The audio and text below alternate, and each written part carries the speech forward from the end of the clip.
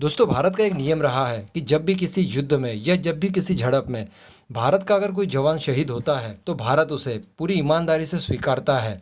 न केवल उसे स्वीकारता है बल्कि उस शहीद जवान का अंतिम संस्कार पूरे रीति रिवाज से पूरे गौरव के साथ किया जाता है। उसकी बहादुरी के गुणगान गाए जाते हैं। कुल मिलाकर उसकी बहादुरी के बदले उसे पूरा सम्मान दिया जाता है। लेकिन दोस्तों, ये सब चीज़ें चीन के अंदर नहीं है। दरअसल उसके कितने जवान मारे गए, कहाँ क्या हुआ, इसकी कोई जानकारी वो पब्लिकली नहीं देता है।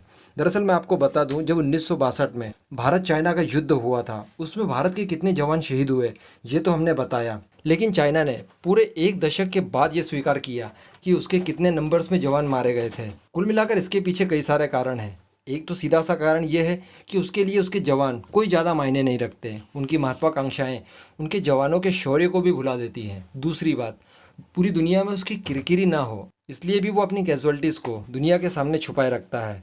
तीसरी बात, वहाँ के स्थानीय लोग चीनी गवर्नमेंट का विरोध ना करें इसलिए भी चीन इस तरह की कैजुअलिटीज़ के नंबर्स हमेशा छुपाए रखता है।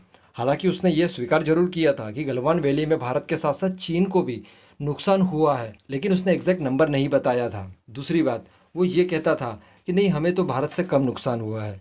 लेकिन दोस्तों, फिर बीच में ऐसा समय आया जब कुछ कब्रों की फोटोग्राफ्स पब्लिक डोमेन में आए थे। बताया ये जा रहा था कि ये कब्रें उन चीनी सैनिकों की है जो उस दिन गलवान वैली में मारे गए थे। और दोस्तों, फैक्ट चेक तब हुआ जब इस पे चीनी लैंग्वेज में उनके नाम के साथ साथ उनके मरने की डेट भी लिखी हुई थी, जो कि गलवान वैली वाली डेट ही थी।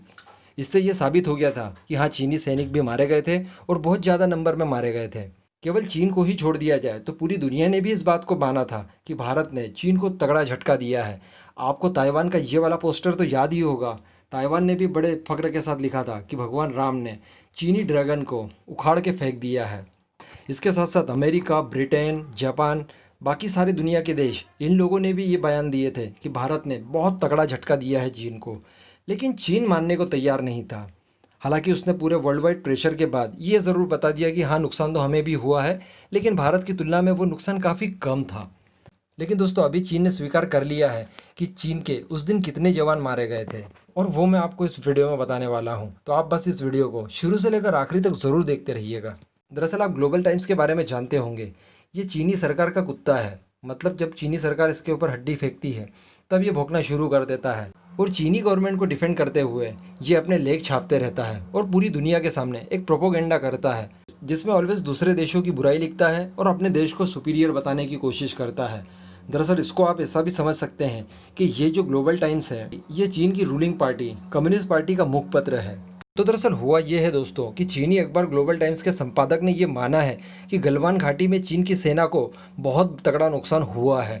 कुछ जवानों की जान भी गई है। अखबार के संपादक हु शिजिन ने रक्षा मंत्री राजनाथ सिंह के एक बयान को ट्वीट कर लिखा कि जहां तक मुझे पता है, गलवान घाटी की झड़प में चीनी सेना के जवानों की मरने की संख्या भारत के 20 के आंकड़े से कम थी। यानी वो ये कह रहा है कि चीनी सैनिक मारे गए थे, लेकिन 20 से कम मारे गए थे। यानी चीन को नुकसान भारत की तुलना में कम हुआ है। उन्होंने ये भी कहा कि भारत ने चीन के किसी सैनिक को बंदी नहीं बनाया, जबकि चीन ने ऐसा किया था।